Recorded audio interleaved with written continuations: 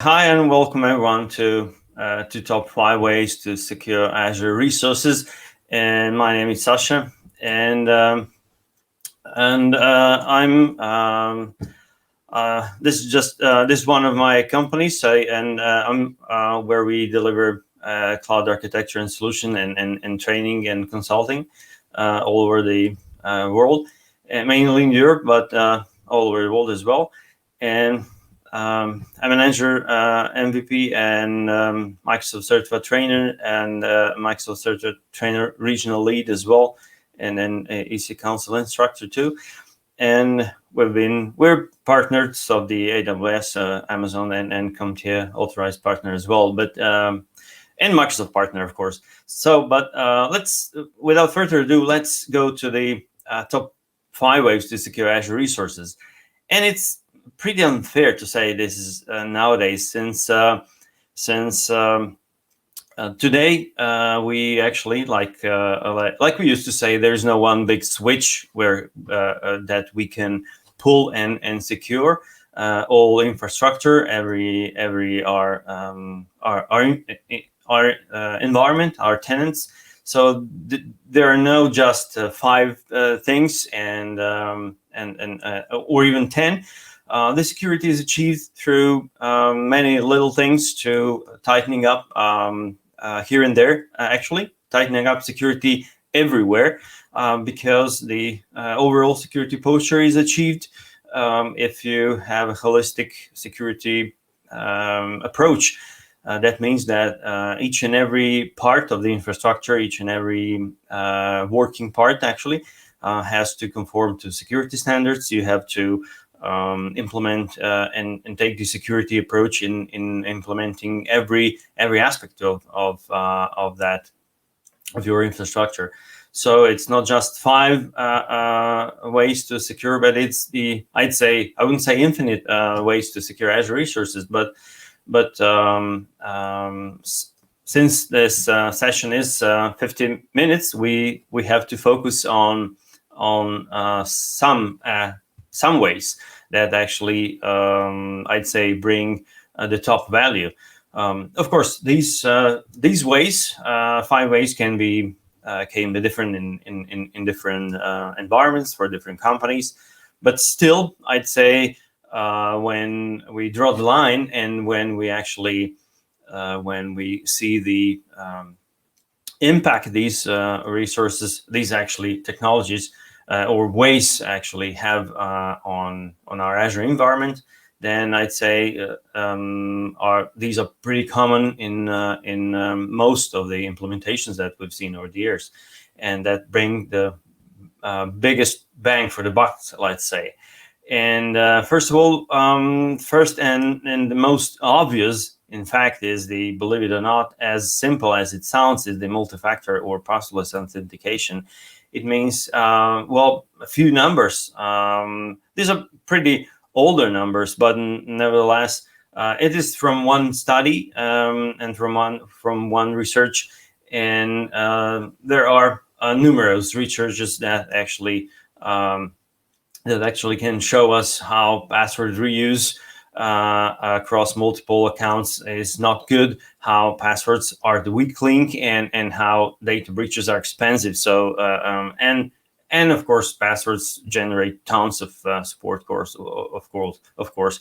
So more than 75% of the passwords are duplicates, which are not good, because if you, of course, if an attacker actually knows one password, then it can this password can be easily used across all the resources that use the same password.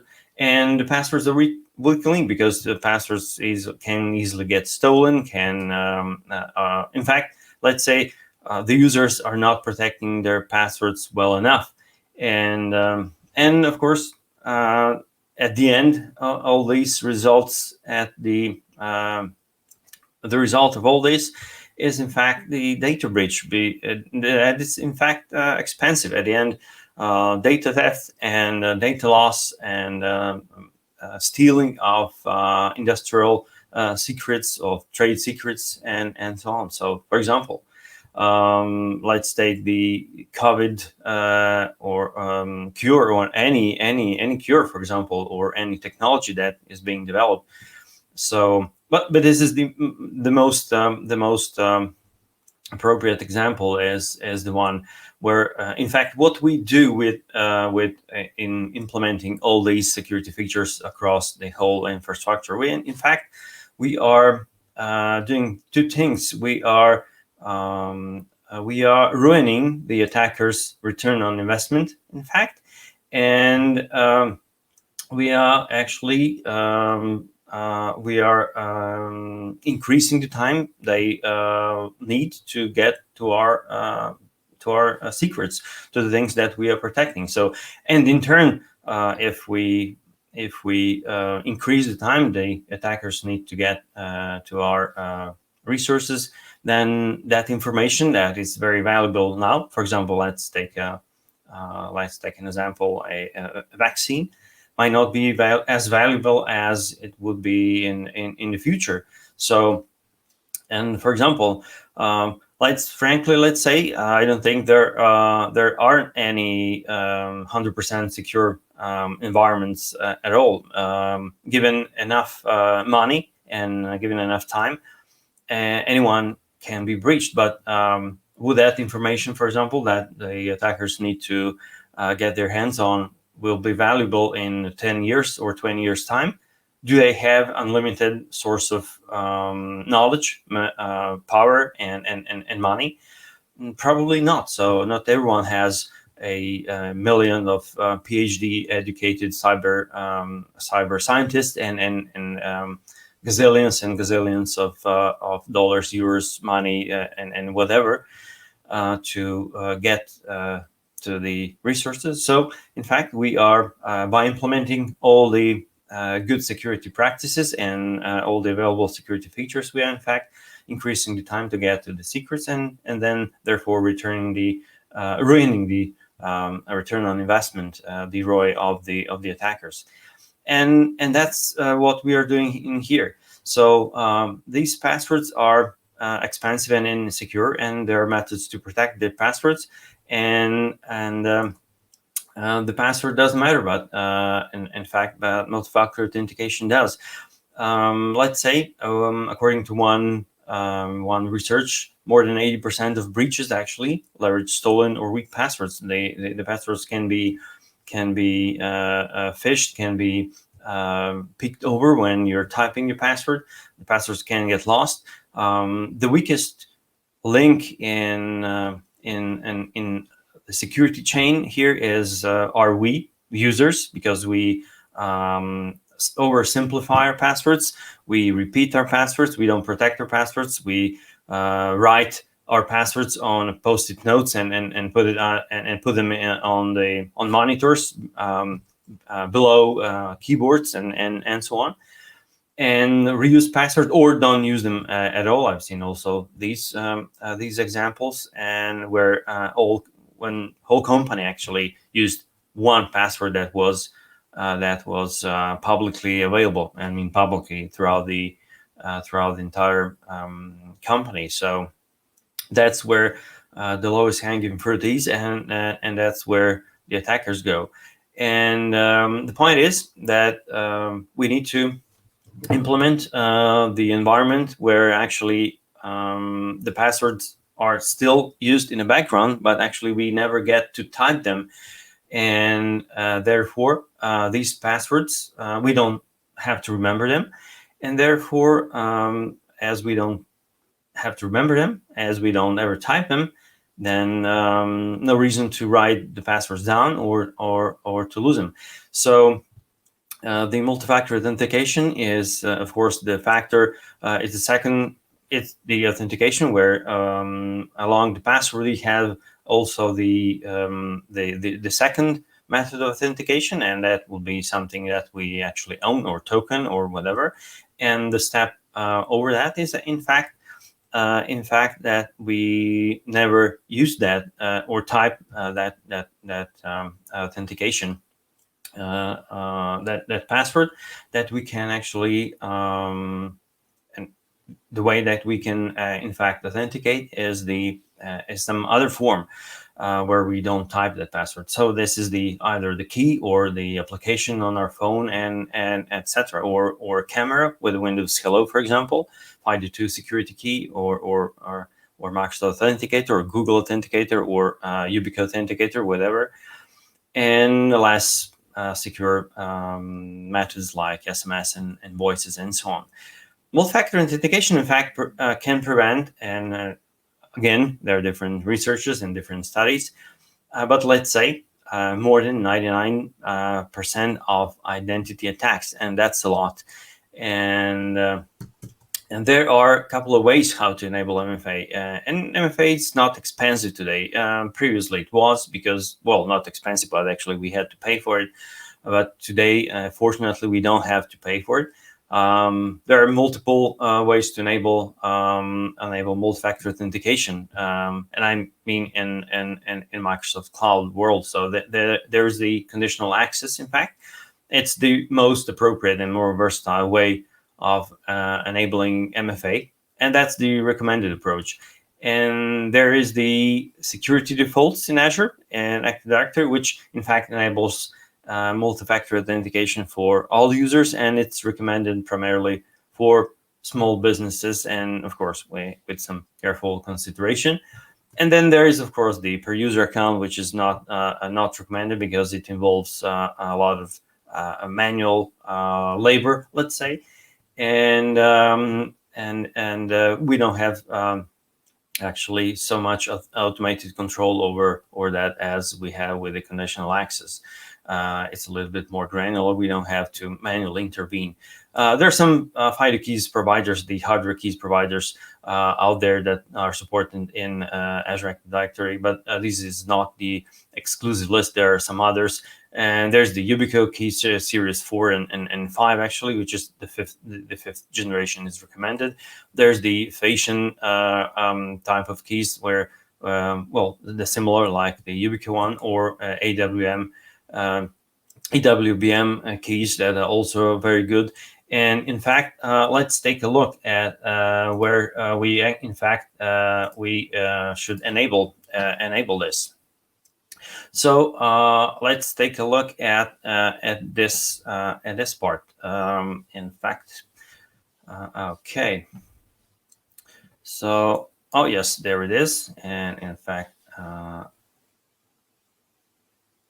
wrong browser. And let's close this one. And in fact, let's take a look at the other one.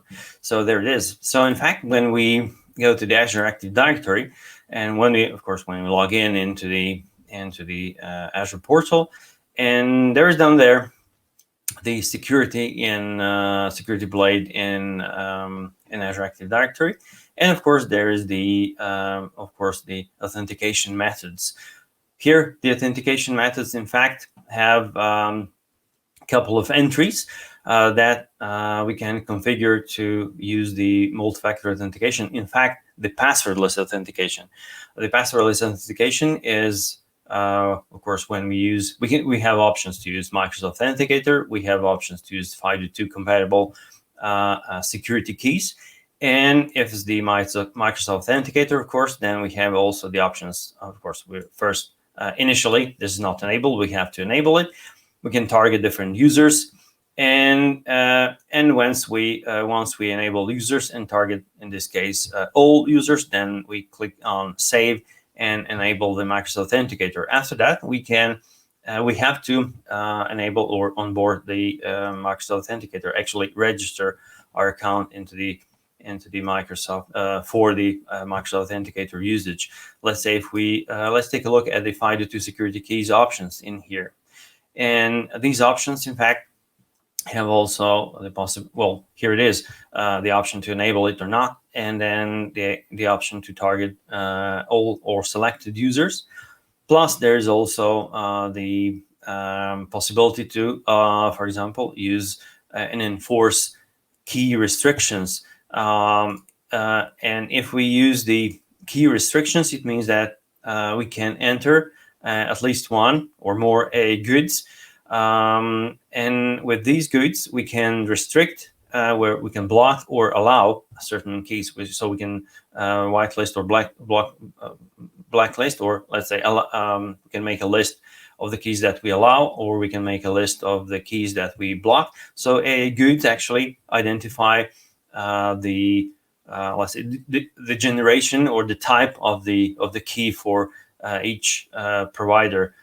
So if let's say Yubico or Fashion have multiple keys and multiple families, like generation number 3, 4, and 5, each of these or different types, like USB A or C, each of these keys will have its own A grid, which can be found on the manufacturer's web pages, and then entered in here and added.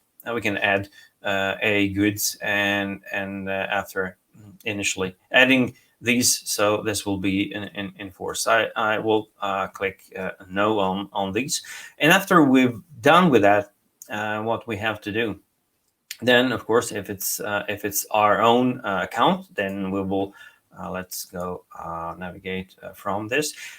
If it's our own account, then we will do this. So let's we'll go to the view account, and after that, there will be option available in the security settings of our account. So there's the security info, and after that, the security info has the page where we can add different security information.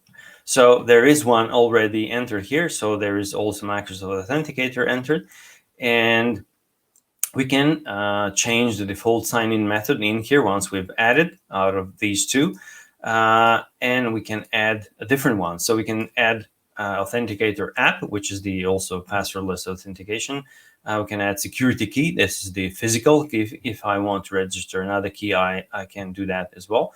And I can add the phone and email. But if I want to use the passwordless authentication, then I'll need to add the security key and then click add. After that, I'll need to sign in with a two-factor authentication, insert the key, and touch the key. So I need to make a physical contact, after which the key will be registered here. For example, on this tenant, for this account, I'm using the Yubico 5C, which is the USB-C security key.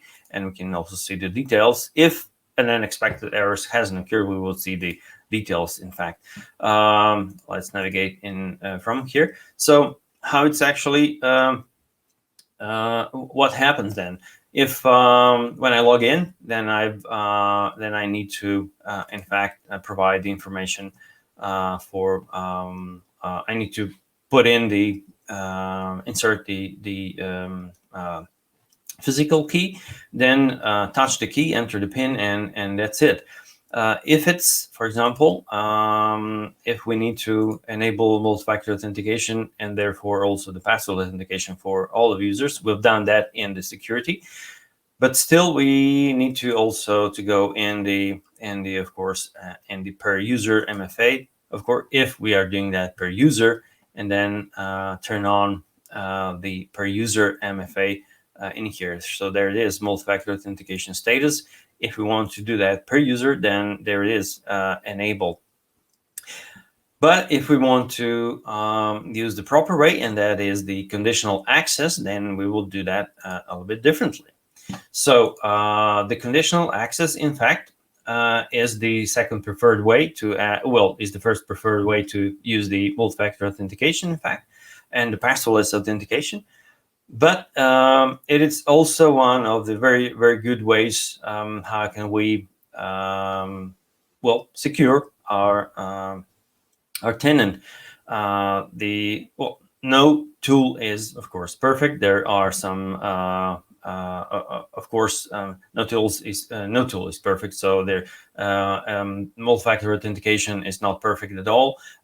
Conditional access is not perfect, and there's no perfect tool. So if we are looking the flawless tools, there are no flawless tools, and each and every company will have some concerns or some different needs and so on. But at the end. These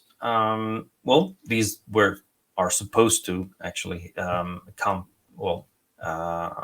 it would be good if the conditional access, or every, not just conditional access, but every feature that if it will be good if the feature covers all the different situations in all the different all the companies throughout in the world, but it's impossible. But nevertheless, the benefit of using it compared to not using it is it's great. This is in fact the comparison, in fact, of the visibility and control that you get with the classic network perimeters, for example, and versus modern perimeters. Previously we had a network perimeter actually is composed of several functions, and that uses data available from the network traffic to make a decision on whether to allow or block a connection. So we didn't have previously the different data and data points on which we made our decisions. So the only actions were allow and block. This had significant limitations. So the scope of is limited to the resources that are actually hosted on internal control network, and visibility is limited, in fact, to what is available on the network, and so on. So control is limited only to allow or block, etc. But today we have, in contrast, for example, an identity perimeter in here is not just aware of the source IP address or port, but in fact is it's also aware of the user, aware of the device, aware of the number of attributes about the user and the device. For example, like a role or user group membership, or device where the user is logging in or using, the configuration of that device, or the user configuration, as well as the location, the last sign-in information, etc., as well as the health of the device, and so on, where the device has been last seen or used. And therefore, we have different ways to conditionally allow or actually make a conditional decisions about the decision what to do with that authentication request. And for example, we can compared to the only allow or block, we have a little bit more information, or we have a little bit more actions that we can do. We can allow in a restricted way. Let's say users might be allowed to authenticate, but only granted limited access, for example. We can allow access, but require the registration, or actually re-authentication attempt with a multi-factor authentication again, or force remediation, or completely block the user access, for example. The conditional access, for example, in this example, is a very known one and widely used. It's the typical one. So if we have, for example, let's say that we have a user, and all the user data points are inspected. For example, the user's role, group, and device, and the group membership, London users, for example, the configuration, location where the user is logging in from, and what was the last user login information, and so on. So then there's the device information that is also inspected. For example, what browser is being used, and whether it's on the allowed list or not, and etc.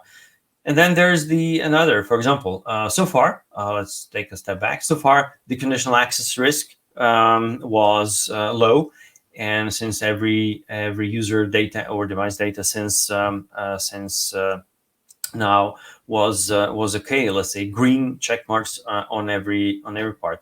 But as the configuration is inspected and the configuration is anonymous, or the last seen was the location that is not a usual or familiar location, and especially, where when that location is, for example, location that is identified as the impossible travel, or for example, especially if some malicious activity is detected on the device, then the conditional access risk is raised to medium, or let's say the conditional access risk is designated as medium or even high, and then therefore we can make a conditional access to that request, for example, force threat remediation or completely block access, and so on. Then there is the and let's take a look of the of this conditional access. Since we've mentioned the conditional access is the preferred way how to in fact control the activation of multi-factor authentication and passwordless, let's take a look. So when we go to the Azure Active Directory, and then if we choose the security, then up in the upper part on the left side, there's the conditional access, and there are some policies here already set up. We can edit the existing policy or add a new one, but let's take a look at the existing one. For example, this one that is named MFA for admins for Azure Portal. So conditional access policy actually consists of assignments. This is it, and assignments group, and also of the access controls group. So the assignments group has different subparts: the users and groups, the cloud apps and actions, as well as conditions.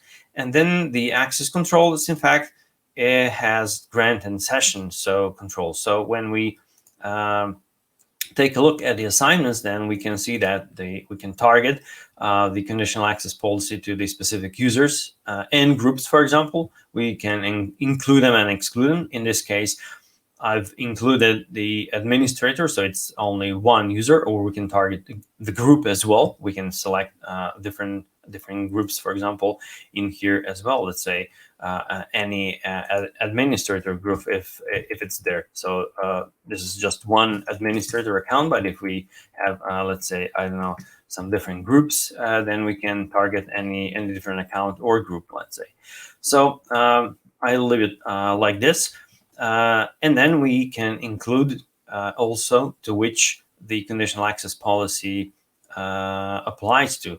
In this case, I've chosen the Microsoft Azure Manager, which is actually the Azure portal. So we are specifically targeting administrators and requesting the multi-factor authentication, MFA, or passwordless for use with Azure portal.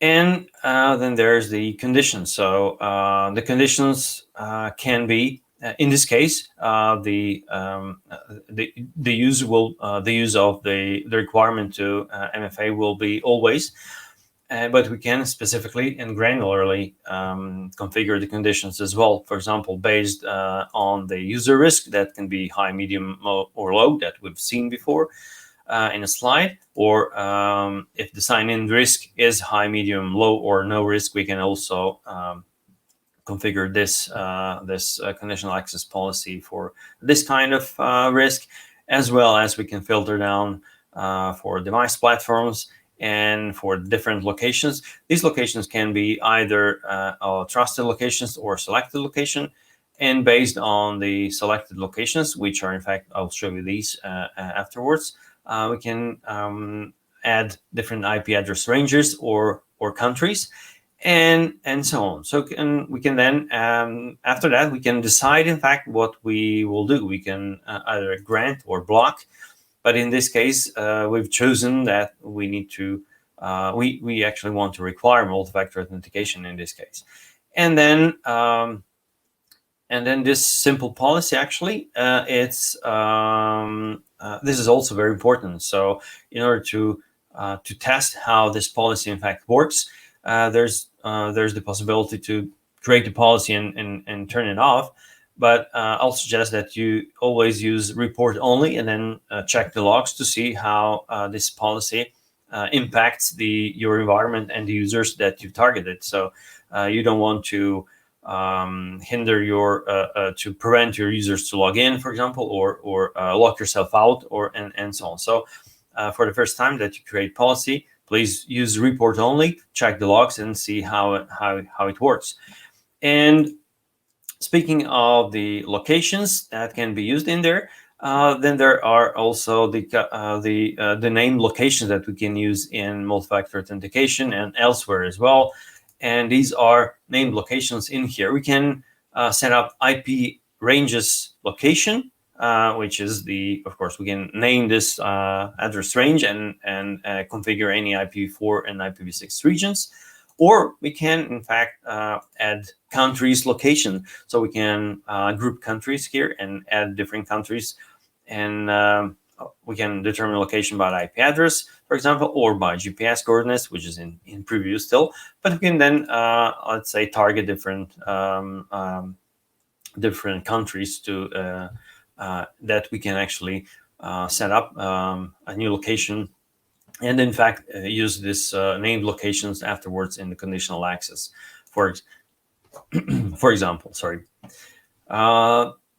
There is also one very apparently, well, at first, I'd say not so frequently used feature, since it's available in Azure Active Directory Premium P2 subscription, which is the Azure Active Directory Privileged Identity Management, which also comes together with Active Directory Identity Protection, which is the feature of the Azure Active Directory Premium P2, or P2. Azure Active Directory Premium P2 is included in Enterprise Management and Security E5 subscription. So this is the part of that.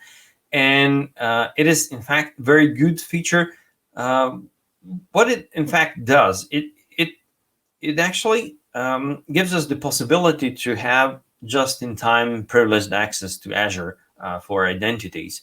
And this is very, very important. So the user passwords, the identities are, in fact, the weakest link today, and we need to protect our identities very, very well. It is very important that we protect as much as possible our identities. So if we have there is no let's say today there's no the thieves won't actually break into your data center and stripe and pull away the hard disks from a server today. Before, like 20, 30 years ago, that was the only way to get your data. Well, one of the ways, of course, but today the data is not. The data is very, very protected, very good protected, very well protected in Azure data centers, in cloud data centers, and the data is no longer on premises. There is some data, of course, but majority of data is in the cloud, and it is very well protected. So the attackers no longer actually target the physical servers. In fact, most likely is that the attackers will first, in order to gain access to the virtual server or to the server or physical, they will attack the weakest link, and that is the password, that is the user, the identity, and therefore we have to protect it very, very carefully and in a proper way. So the Azure Active Directory Privileged Identity Management actually is it's a way to have just-in-time privileged access to Azure, but it also controls, actually gives us the time-bound access to resources, in fact.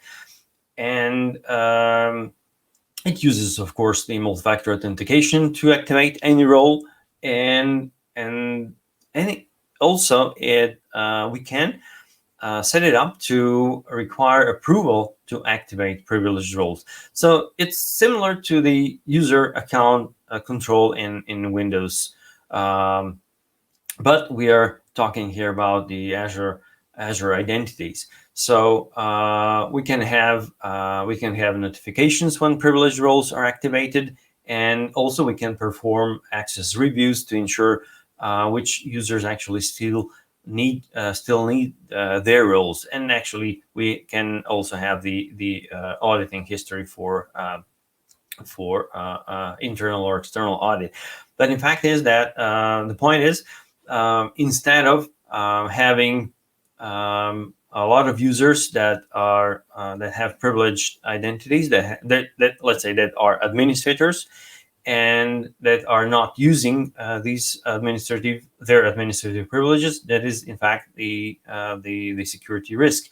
So if these users, if we have a lot of administrators, and if these are privileged accounts, and a lot of users are not, in fact, don't need their privileged accounts at all, or actually use their accounts very rarely, then we can make them, stripe them from their permanent administrative roles, or stripe them off their privileged roles, and make them eligible to become privileged once they request to elevate their access. So in a normal way, all the time, where these users actually perform their normal duties, the users actually work and log in with the accounts that are not administrative accounts, and only when they want or need to perform some administrative actions, they actually ask for elevation of their privileges, and then they become, if they're eligible, then they become the privileged, then they get the privileged roles. And these privileged roles actually are time bound, and after 2 hours, let's say, or 6 hours, or half an hour, then these roles expire. And that way we can actually prevent so even if the user that is can become an administrator or privileged role owner, then it would first need to request such a privilege to be elevated, and therefore the user might not get that privilege if the user account has been compromised. So let's try and let's take a look at the privileged identity management. It's very important. So imagine there is also one good thing. There's the access review. So what it is, in fact, it is the access. It is review of actually of all the accounts that are privileged. So we perform a search of the user of the accounts that are privileged users, and then therefore, if there are, for example, if any user haven't used the account for more than 30 days, then we can decide what to do with that account and with that user, either strip away the user privileges or actually or do something else. So we can in fact make a new access review, and let's say for example we can create an access review. We can create an access review one time, or weekly, monthly, and so on. Let's say we do that monthly. The duration is let's say leave it at 14 days or even less. The end is you define the end, and in fact we define here what we are in fact reviewing, which roles. What are we looking for? Are we looking for, let's say, we are looking for how many global administrators are in the company. And of course, if it's the smaller company, then we know by heart these administrators. But if we have a lot more users, we might not know all the privileged roles in the company. So we are looking for the global administrator. Every every month, let's say, and then we can also designate. We can select the reviewers. We can be the reviewers ourselves, or we can select users that will actually have the reviewer role. So, for example, Alan will be the reviewer for this global, and it will actually Alan's job. It will be to review the findings and from all the accounts that review found. The reviewer, actually, in this case, Alan DeYoung, will either stripe away the user's assignments, or we can do that automatically as well. So we can also choose the auto apply results to resources, and that will be, for example, we can remove access for these accounts. Take recommendations. Recommendations would be leave the user with the privileged account if the users have frequently consumed their privileged accounts, or just strip them away from their privileges if the users are not using their privileged accounts, and so on. And then we can start the review, and after 6 days, or let's say 1 day, for example, the review will be done. Let's say global admins. Let's say one time, and this is the start. So then we will see the access reviews, and for example, let's see some access reviews from previous searches. Let's say this one, where we looked for the global admins, and we this review identified 11 users. Let's see the results, and we can see that these users, in fact, have been, let's say, recommended action for this user will be deny, or approve, because the last sign is less than 30 days ago, and these users have last sign in more than 30 days ago. So any privileged roles they might have, it will their recommended action will be deny. Let's say strip away these privileged roles from these users. And the last, well, not last, the next to last part will be Azure Firewall, and it is pretty, let's say, obvious, but I would say if you have a little bit bigger environment and with a lot of different resources, then having or exposed resources and sensitive resources, the Azure Firewall, it's a sound choice to have, and because of the increasing attacks on the resources. Some of the key features of the Azure Firewall: building high availability, for example, and then application FQDN filtering rules, for example, and outbound SNAT support, or inbound destination network address translation, etc., etc. Azure Monitor logging. It has built-in high availability. In fact, this is the firewall as a service. In fact, this runs on a virtual machine, but it is abstracted from us. And also, like I mentioned, it has the outbound or inbound DNAT or SNAT support as well, and it can also separate different subnets, and also has the possibility to have different traffic filtering rules, and as well, it is the layer 3 to layer 7 actually appliance. And unfortunately, we don't have. We still have a few more minutes to go. In fact, let's take a look at the firewall manager that it's today available. That firewall manager, in fact, is the manager of firewalls that actually can. We can manage all the firewalls through it. It means if we have standard or premium firewalls, we can also set up the different Azure firewall policies in there. and therefore control multiple firewalls through the single or multiple policies, so all at once. And this is in fact also the Azure Firewall is also available. Let's say I will skip the slides because we don't need them. In fact, Azure Security Center and Sentinel, instead of looking at the slides, let's take a look at the portal itself. So, for example, no, not this one, but in fact, the other one, a few more minutes to go.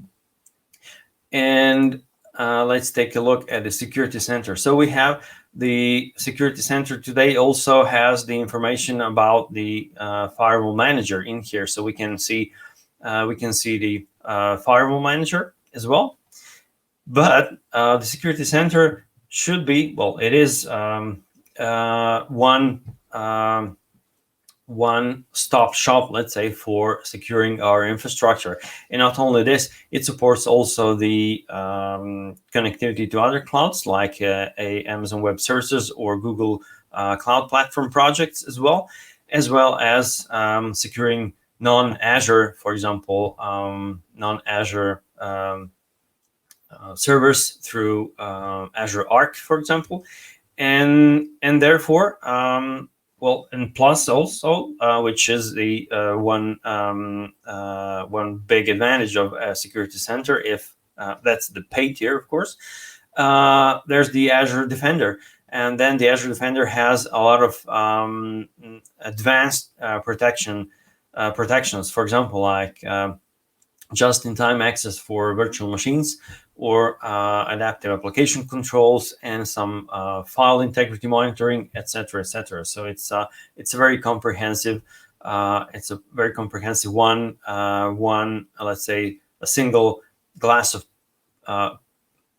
pane, a single pane of glass that will actually give us the infrastructure security recommendations, where we can actually remediate for any findings, as well as a look at the security alerts, and therefore it will actually it will show us, for example, the all the activities, suspicious activities, potentially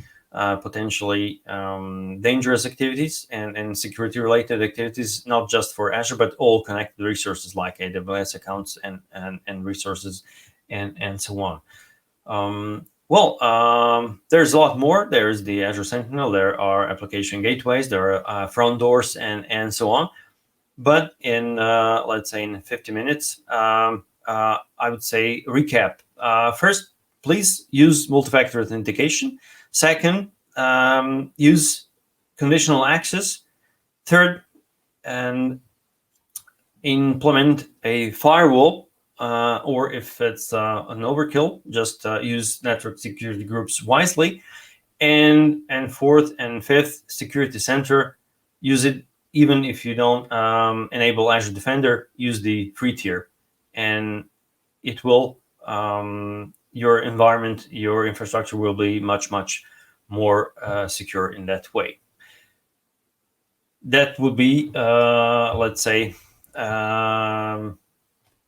everything for today. So if you have any questions, this will be all. Of course, there is material to talk a lot more.